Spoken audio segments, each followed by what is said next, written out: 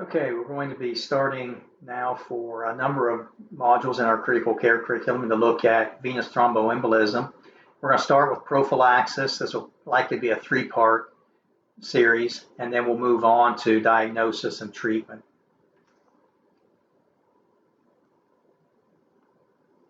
The pathophysiology of venous thromboembolism is rooted in one or more of the three basic mechanisms of venous stasis, hypercoagulability, and endothelial injury, as described by Virchow back in the 1850s.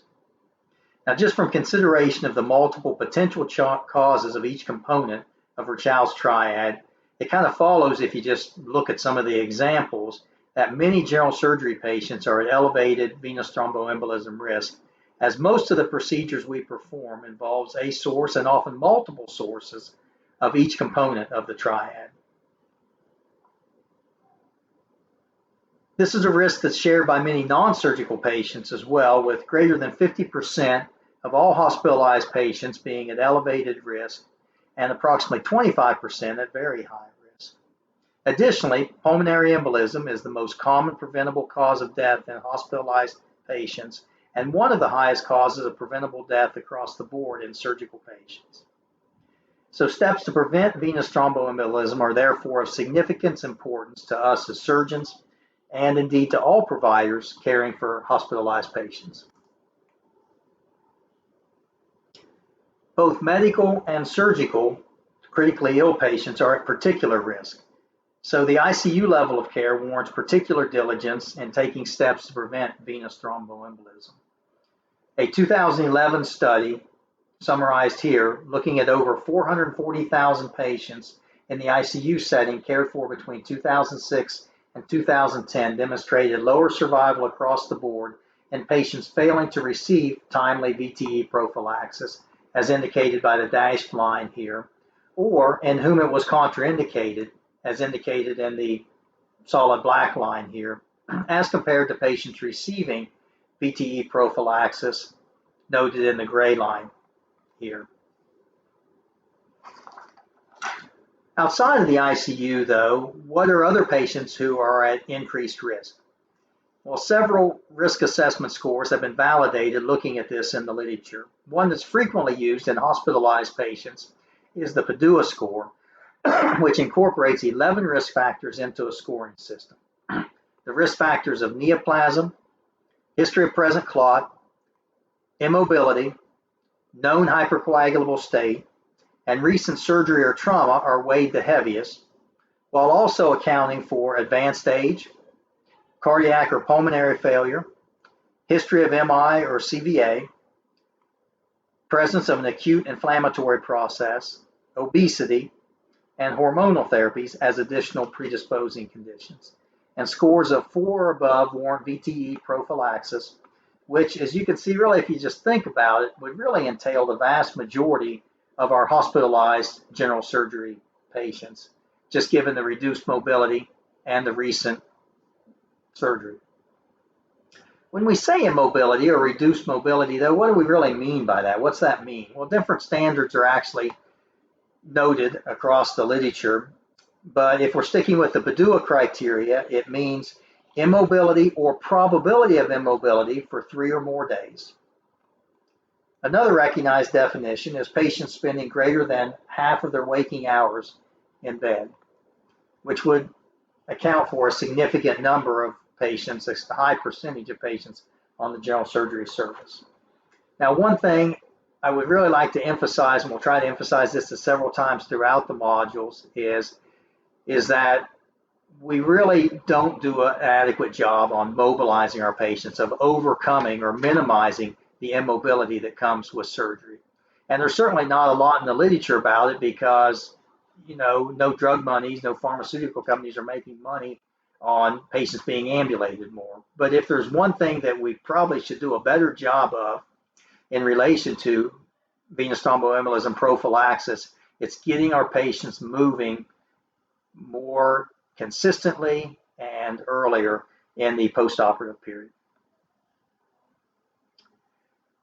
So the Padua score, though, is one model which gives us an idea of how significant a patient who's hospitalized, the risk of VTE is.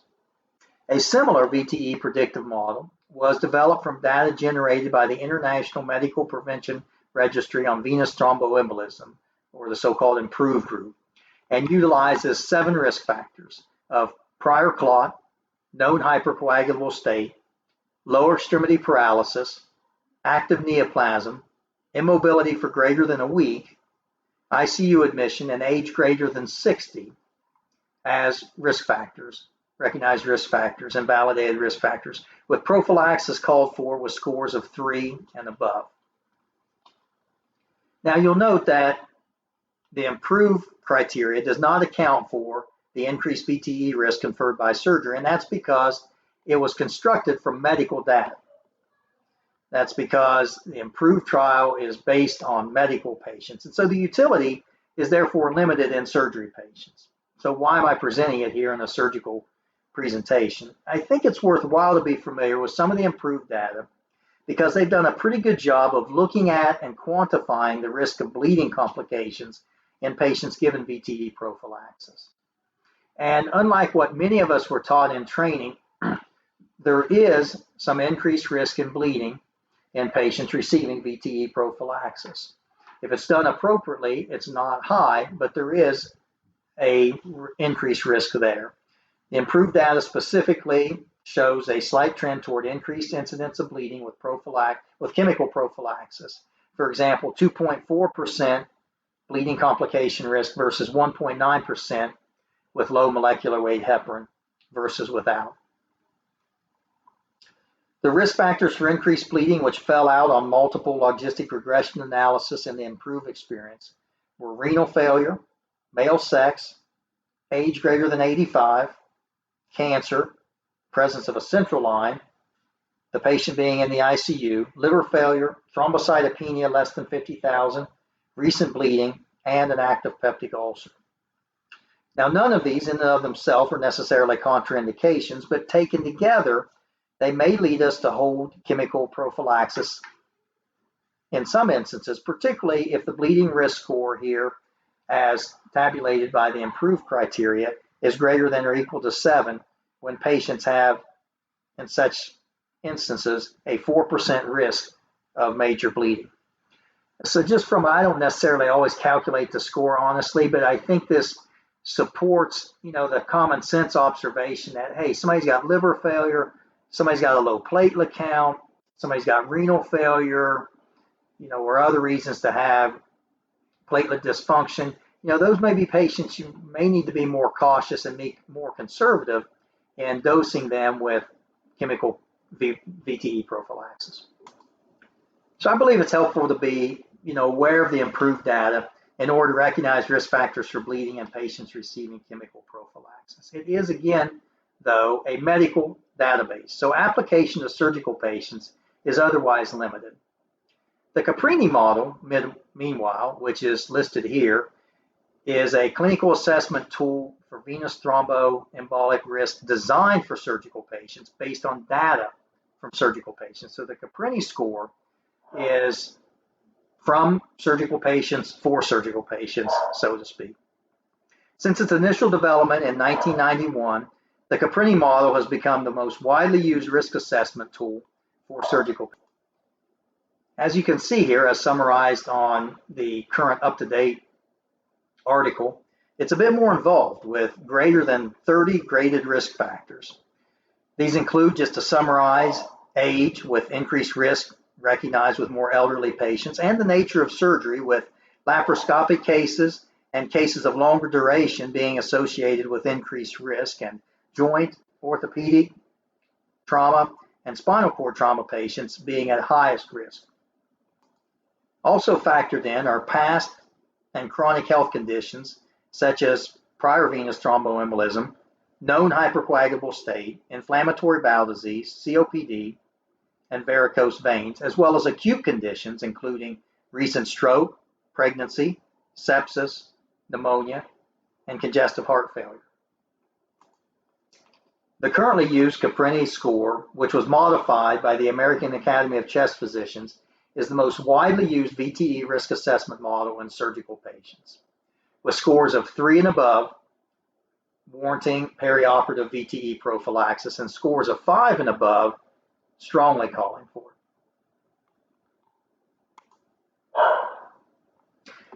So having briefly looked at risk factor assessment tools which help guide who needs prophylaxis, let's turn our attention to look more specifically at what VTE prophylaxis entails. Broadly speaking, prevention of venous thromboembolism can be defined as primary or secondary.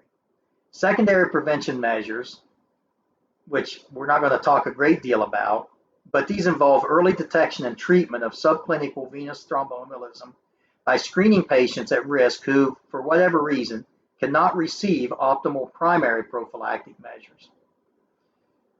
And the hope is that with early detection, steps can be taken to prevent secondary complications from VTE. In other words, prevent the DVT from becoming a PE, for example.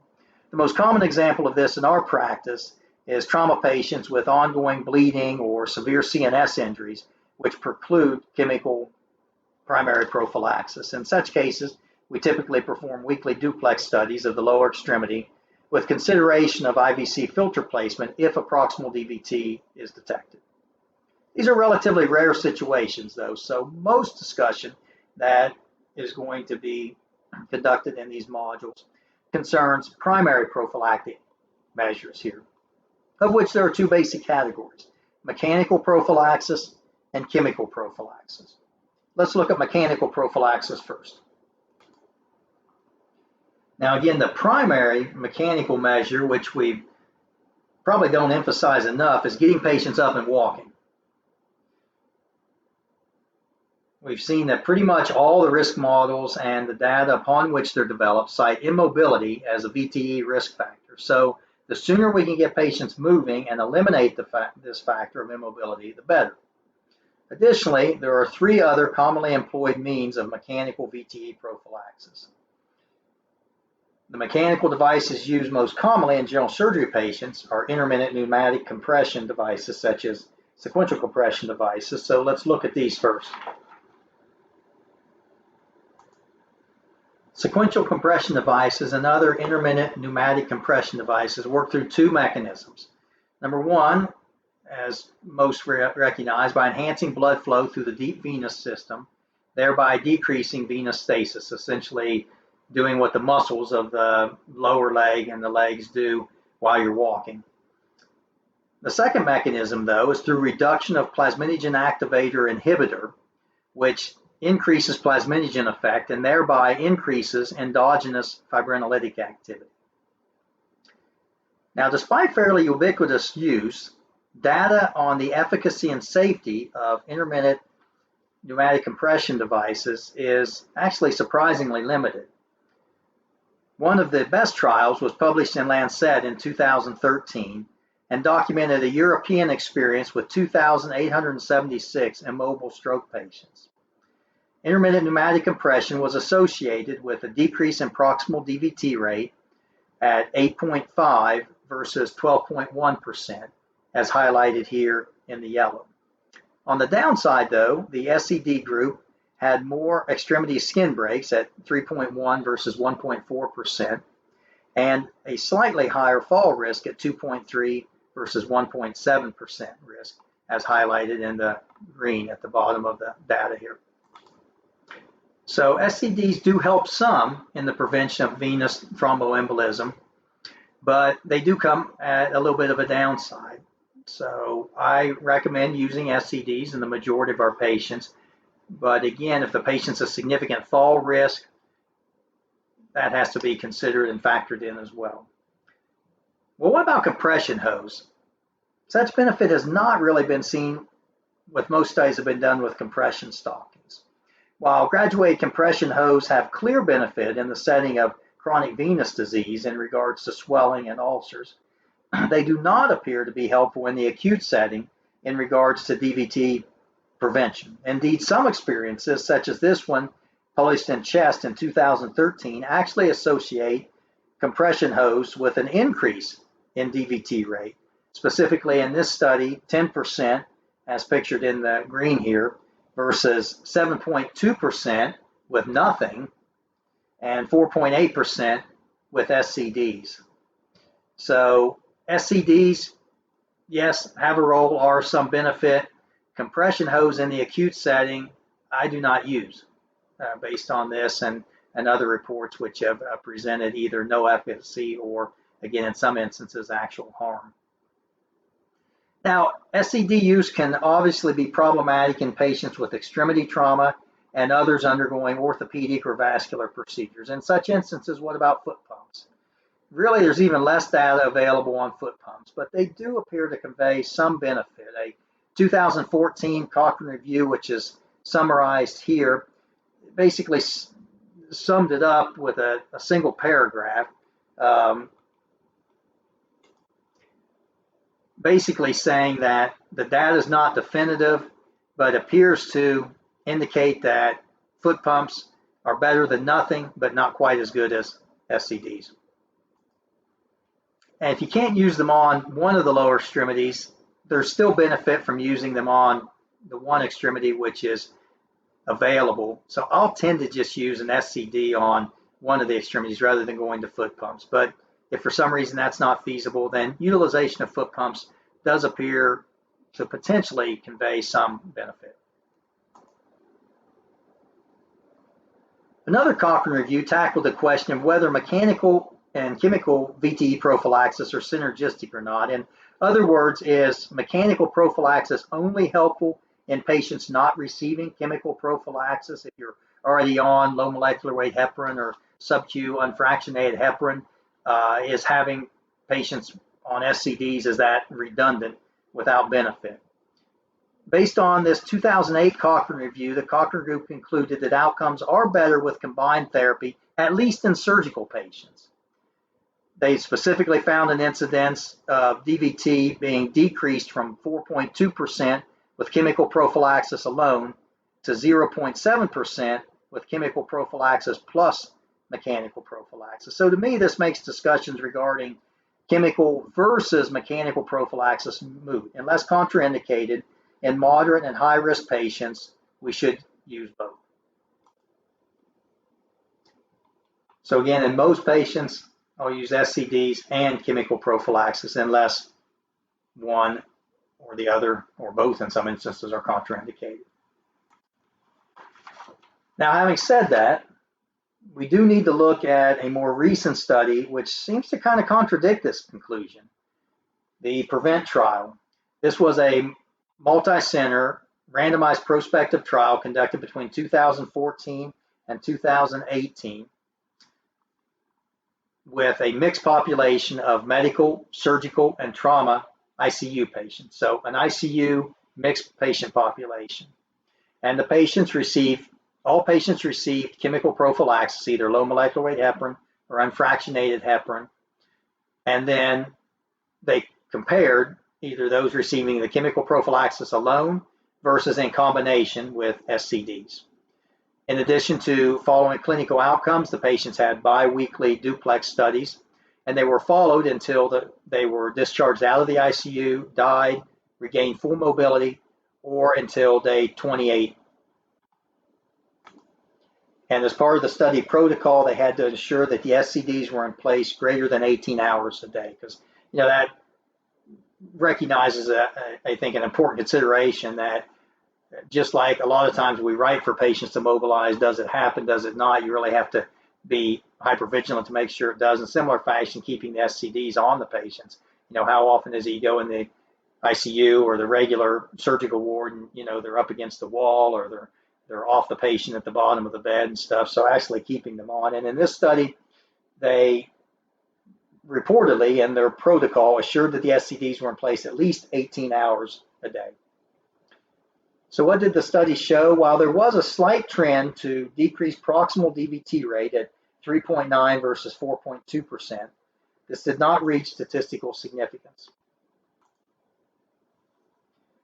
Nor was there a difference seen in regards to pulmonary embolism or overall venous thromboembolism occurrence, leading to the conclusion from this trial that SCDs actually do not confer benefit when used in patients already on chemical VTE prophylaxis, in the ICU setting at least. Recognizing that, I nonetheless continue to use SCDs based on the Cochrane analysis and the observation that many times VTE chemical prophylaxis is held for procedures and other issues. We're also not super good all too often at making sure all the doses of chemoprophylaxis are given. Additionally noteworthy is that the 2008 Cochrane analysis we previously looked at that did show benefit from combined therapy was solely regarding surgical patients, while the PREVENT trial was conducted with both medical and surgical patients. It also bothered me a bit that 103 or 10% of the non-SCD group actually had some SCD use, while 21 patients in the SCD group actually didn't have SCDs, according to Table 2 in the article. Despite these limitations, this study does make it hard to be as adamant about SCDs as I used to be, though. So I'm more open now to not using them in patients who are at risk of falling as a result, or who for other reasons have a hard time with them, provided the patients are on consistent chemical prophylaxis. Okay, let's now focus on chemical VTE prophylaxis, which is where the majority of nuances and controversies lie. The use of low-dose anticoagulant medicines to decrease the risk of VTE date back a half century now. One of the early studies establishing the benefit in VTE prophylaxis with specifically here unfractionated heparin and low dosing in the perioperative setting was a multi-center trial coordinated at the King's College Hospital in London, published in a 1975 edition of Lancet. This involved 4,121 patients greater than 40 years old undergoing major surgical procedures, randomized to receive 5,000 units of sub-Q heparin Q8 hours or placebo. And you can see the range of cases here, fairly wide range of general surgery cases, also with some major gynecologic, urologic, and orthopedic cases mixed in as well. And the incidence of DVT was significantly less in the study group at 7.7% versus 24.6% in the patients who did not receive the unfractionated heparin. There was also a significant difference in fatal PE rate, with PE representing the most common cause of death in the control group with 16 deaths, compared to 2 fatal PEs only in the heparin arm.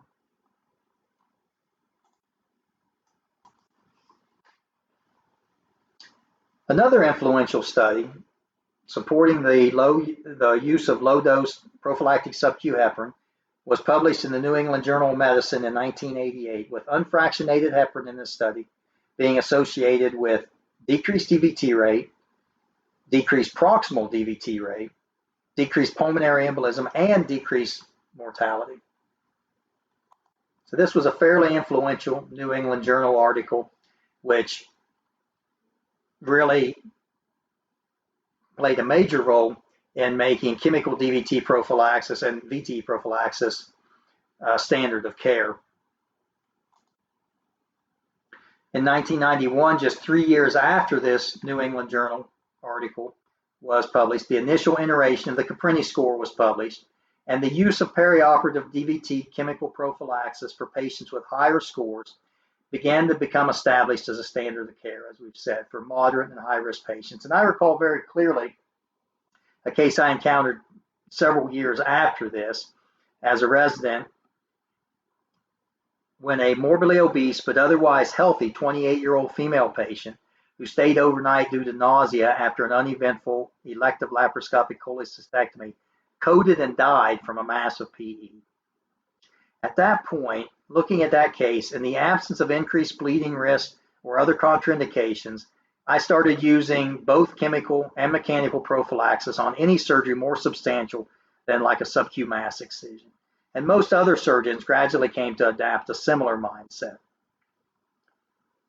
Formal guidelines, such as those published in CHEST, were developed and I think remain helpful, particularly if there is a concern for elevated bleeding risk. But for the most part, we use mechanical prophylaxis in all and chemical prophylaxis in most, unless there are contraindications. Having established that, in the absence of contraindications, the majority of patients undergoing major surgery benefit from chemical VTE prophylaxis, the question then becomes, what is the optimal agent?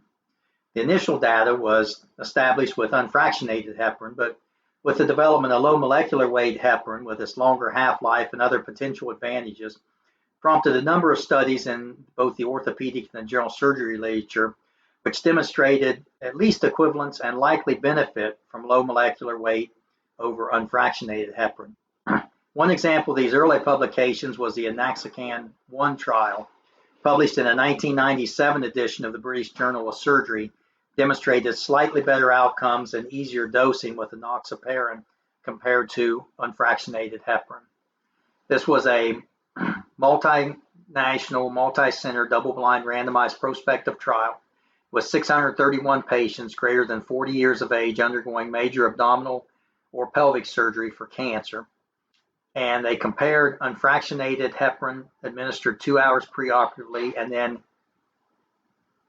every 8 hours afterwards versus Lovenox, 40 milligrams every 24 hours, looking at the outcomes and routine venography findings with it being performed between postoperative day 8 and 12. The mortality and PE rates were equivalent, as were bleeding complications, which was really the main thrust of the study, is there was a concern with the longer half-life that there would be increased bleeding complications with the low molecular weight heparin or the enoxaparin, also brand name Lovenox. The TVT incidence was slightly less in the low molecular weight heparin group, but did not reach statistical significance. So although these outcomes were not striking, the main thing this trial did was showed non-inferiority with low molecular weight heparin in regards to bleeding complications and showed a trend to, although again it did not reach statistical significance, to a lower DVT rate with the low molecular weight heparin. We'll mention this study again in the context of the Enoxacan 2 trial, but this was just one of many studies which started to favor low molecular weight heparin in the 1990s over unfractionated heparin in non-renal failure patients and most other settings. Now, I think it's important to note that a number of these studies were funded by pharmaceutical companies, something that automatically should raise significant suspicion regarding the integrity of the data. But at this point, I would argue there's been enough published experiences now to provide assurance of the validity of the superiority of low molecular weight heparin over unfractionated heparin for most patients. One of the most influential studies in this regard was published in a 1996 New England Journal of Medicine article. This was a double-blind, randomized, prospective, single-center study published out of Sunnybrook in Toronto, but with patients accrued between 1992 and 1994. 344 consecutive trauma patients with an ISS of greater than 9 hospitalized for 7 or more days without head trauma, ongoing bleeding after 36 hours, or coagulopathy were randomized to receive 5,000 units of sub-Q heparin BID versus 30 milligrams of enoxaparin BID. Clinical outcomes as well as routine venography results were followed, with low molecular weight heparin demonstrating greater efficacy in DVT prevention. Just as noteworthy, with routine initiation of VTE prophylaxis at 36 hours after trauma, again excluding the patients with coagulopathy, head trauma, or ongoing bleeding, but with VTE prophylaxis fairly early on, they saw minimal, minor, and no major bleeding complications being noted. Now, the obvious criticism of this study was that unfractionated heparin may be more effective with Q8 hours dosing, so was it an unfair comparison?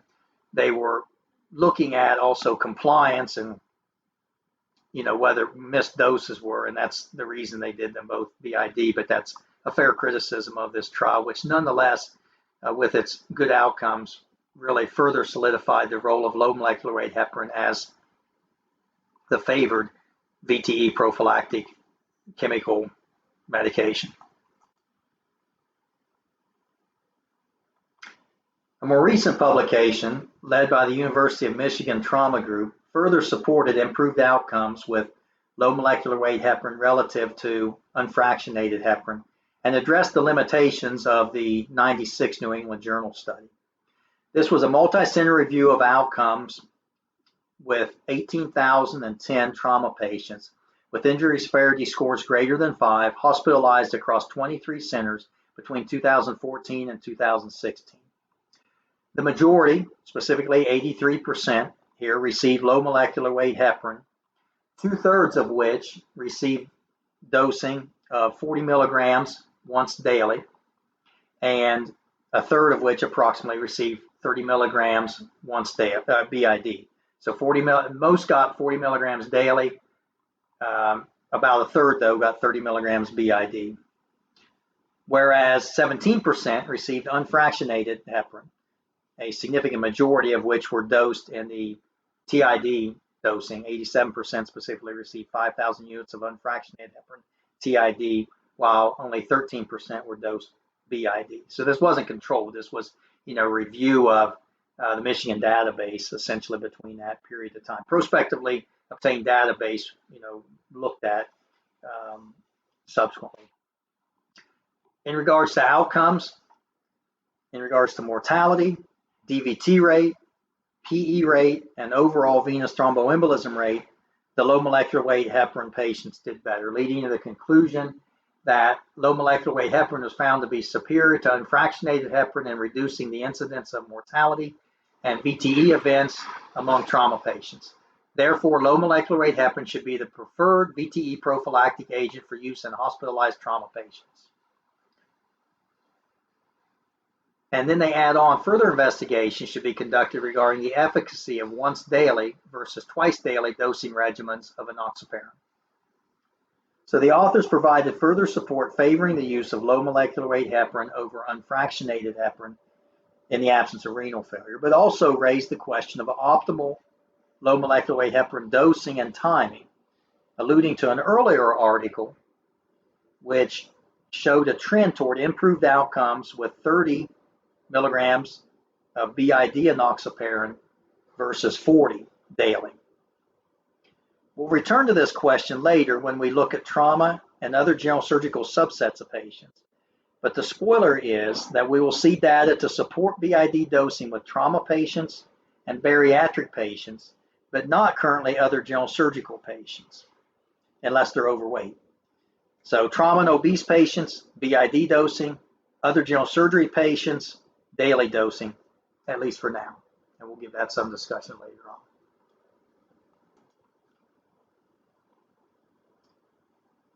When should VTE chemoprophylaxis be started?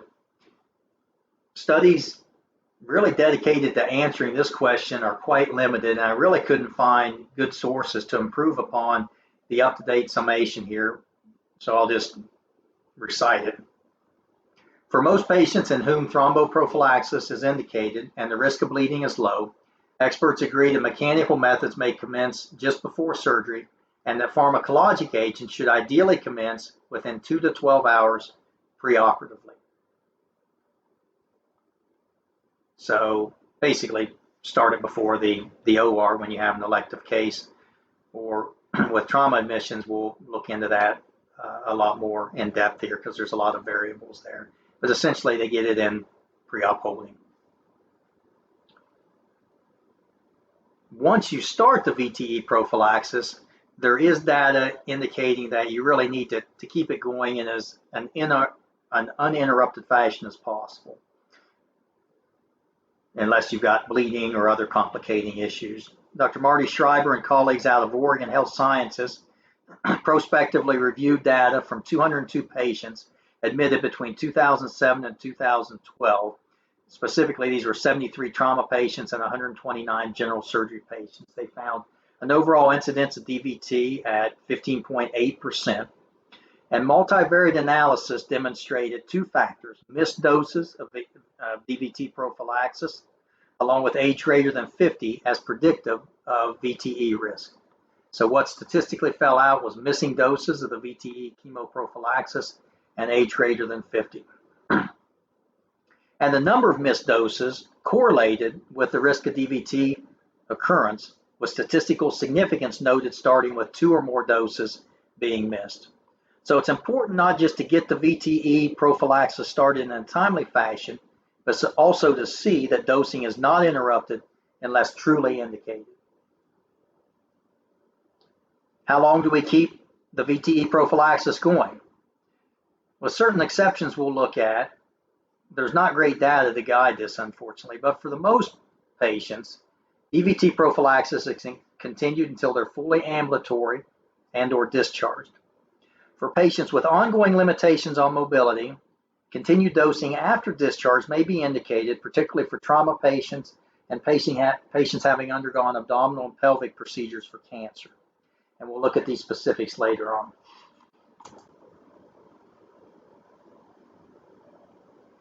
Having looked now at some basics regarding perioperative VTE prophylaxis and surgery patients as a whole, let's turn our attention to some nuances related to specific types of surgery patients.